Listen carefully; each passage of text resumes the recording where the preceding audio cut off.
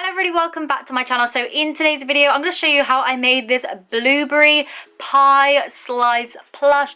It is so super soft, like just look at that. This fabric is amazing. I was going to be bringing you a Banggood haul today, but I'm still waiting on one squishy to arrive, so you're going to have that like midweek sometime, just basically when that one squishy arrives, as I want to do them all together. But yeah, this is the tutorial on how I made this blueberry pie plush. I think it's so cute. It's got the little kind of crust detail in here, cute base on it, texture on the side, all different colors. I think it's just great. So yeah, hopefully you enjoy it and I explain it enough for you, because I found some bits quite tricky to explain. But yeah, anyway, let's just get straight on into the video. So the plushies that I'm going to be using are this beige coloured, I've got this brown colour, and I've also got this fuzzy blue colour. And the tutorial that I have in mind is a little bit different because it's not something that I've ever made before. So I'm just going to kind of like wing it and hope for the best. I have no pattern, I have just the image in my mind of what to make. So I'm taking this dark brown colour. I don't even know how big I'm going to do this plush. I want to do it fairly big. And what I'm going to do is put it like, you know, so I've got this side, the back of it basically. See, look, there's the nice right fluffy side, and this is the back side. So I'm just going to draw a line here. As you can see, I've just placed this bit flat, and I'm going to draw a line about that long, just not words, that. I'm then going to draw a nice triangle from that. Where's the middle point? And about there. Let's come up to about there. Yeah, that'll do. And I'm going to try and draw that down to there and down to there. Yeah, that'll do perfectly. I think it's a little lopsided, but you know, yeah, that looks better. Now what I'm going to do is I'm going to cut that out very loosely, so just about a centimetre and a centimetre and a half all the way around that, just like so. What a cutie patootie. So the next colour that I want to work with, I need something similar like this bit on the lighter colour. So I'm just going to get that lighter colour and lay that out. And I'm not going to have that first rectangle that I put there, but I do want the triangle with a bit of excess on the bottom, so probably about an inch. I'm gonna just lay that down just like that. So yeah, I've got that little inch there, but oh, that's gone really, really bright.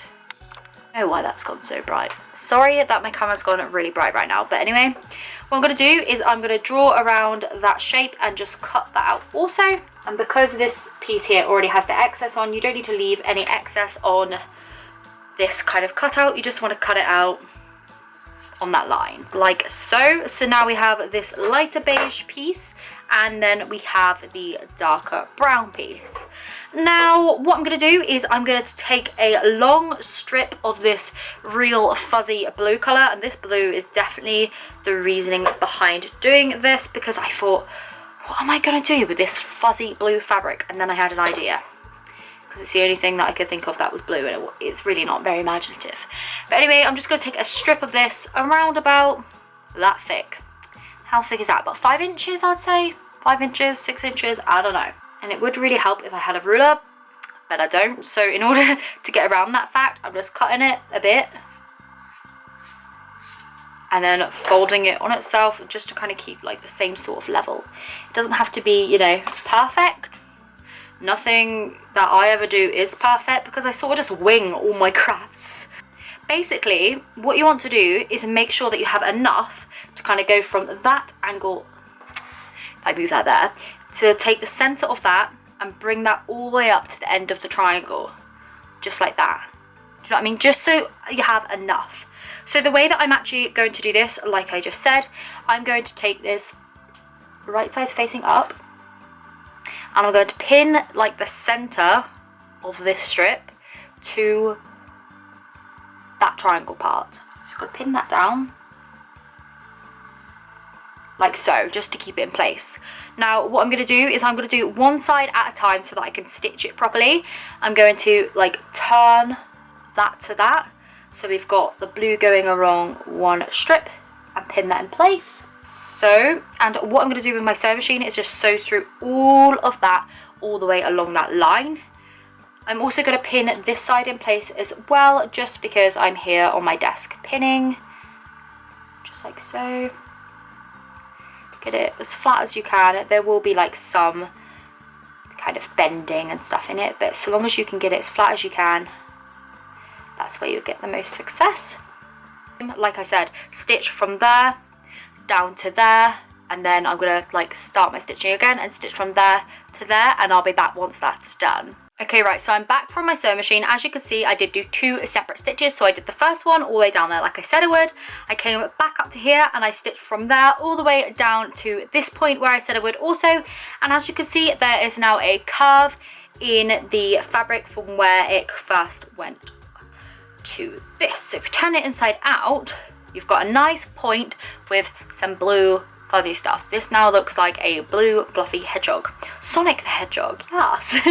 So what I'm now going to do is I'm going to do the exact same but with this cream colour.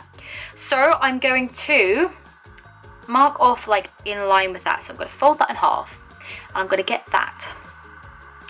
And the way I'm going to want it is I'm going to twizzle it round like so, and I'm going to get the right side of this one, put it there. Okay, so that when it folds over, it's going to be the right side way round. So I'm just going to pin that point in place because that bit there is a very important bit to keep in place because you don't want the triangle to be off-centered. So what I'm going to go ahead and do is just pin that down there, and obviously I left an inch at the end, do you remember? So I'm just going to pin that at the point where that inch bit starts. It's quite a big inch, but I know how big the inch was, right? And then I'm going to go around to this side. It is a bit fiddly, but you can get there. It's fine. You want to line up the edge, that to that. Do you see that? Okay, and you want to pin, not there, because that was not where my edge started. It's about there. Okay, so you want to pin from there to there. Alright, so you want to stitch again once down there, making sure not to get any of this in it. You just want to stitch together these 2 pieces, and then you want to do another stitch from there to there, again just these 2 pieces together. I'll be back once I have done that. Okay, now you can see that I've again made 2 separate stitches, one going down there, one going down there. That one's a little bit wonky, but it doesn't matter. You want to just turn your plush inside out, just make sure everything's lined up, because if it isn't, this is where you need to make adjustments. So as you can see, my 2 triangle points are pretty much lined up perfectly. There's that part, and yeah, it's coming together pretty nicely. You know when like you're doing a craft and then it just sort of like works? Well, this is what's happening. It's just working. Okay, so I'm going to take this part and I'm going to fold it inwards so that I have a seam there where like that inch starts and this bit down here starts. And what I'm going to do is I'm going to fold in about 1 centimetre of that, and I'm going to join that part to there. Okay, so we want a nice clean stitch across there, and in order to get that, if you hold these bits together and turn it inside out, you'll have a piece that you can stitch across. So again, I'm just going to pin that into place because I can't keep my hand there forever. What you're going to want to do is just stitch straight across there, just there, and that will make that angle for you. You can see I've stitched across there. Once you turn it the right side's way around, again, you're going to have that piece kind of secured so that was there, and you've got a nice neat edge now because you've stitched across. I'm just going to remove the rest that was left on that piece because we just don't need it anymore, and it's just going to be added bulk, and set that aside. So yeah, as you can see, we've now got that corner. And we want the same on this side. So the trick is to fold the blue bit inwards on itself and just pretend it's not there. Okay, and then we're going to want to imagine that's the back and fold. Oh, okay, so imagine this is the back. You want to bring it up, and then you want to fold that in and hold it into place with that beige corner there, and then we're going to need a stitch there, obviously, to keep that all in place. So I'm just going to hold that there. You want to take the little kind of folded bit, and you want to take the folded bit of the blue, keep it together with your fingers, and then pin it. Ugh. gonna run out of pins in a minute because I keep leaving in the other room, which isn't great. Okay, so going through all of that, I've just pinned it down. Easier again if we turn it inside out. And then we're just going to want to stitch from the pinned point up until the other stitch, just to give yourself that nice angle, just like we did over there with that piece. Okay, so now that we've stitched that one in place, you just want to kind of turn it inside out and make sure it's all okay. Cut off any excess from the insides, put that aside, and then turn it the right side way around again. So what I'm actually going to do to keep the pie shape is actually take some memory foam and pop a like triangle piece in the bottom, and that will help it keep its triangle shape. Okay, so now that I have the triangle, I just need to place that inside of the plush just to make sure that it is the right shape, right size, and all of that. Yes, just what I wanted. Make sure it goes nice across there, just like so, and that's really going to help it to keep its shape. Right, now in order to like fill the rest of the plush up, you're just going to want to stuff this whole section just to bring it upwards and just make it really, really plushy. So I have a whole load of polyfill here, and I'm just going to stuff my plush and make sure all the corners and stuff are nice and neat.